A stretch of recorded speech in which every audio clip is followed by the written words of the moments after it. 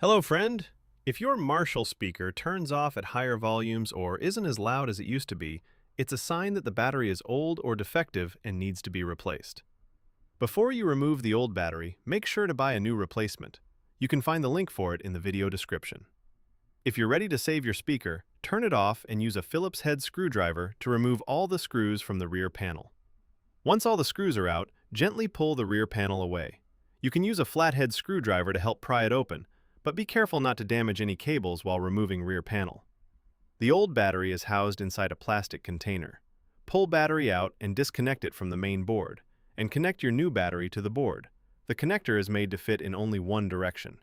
If it doesn't slide into the socket easily, rotate it and try again. Next, place the new battery into the plastic container. Pay close attention to the battery output cable. It can't be against the plastic holder, as it might pinch or break the battery cable. Cable needs points downward. Reinstall the rear panel and check if the speaker turns on. Nice, the speaker works. Turn it off now and screw all the screws back into place. Tighten them gently, by feel, as these parts are made of plastic and can damage easily. I hope this helps you restore your Marshall Kilburn 2 speaker and save some money.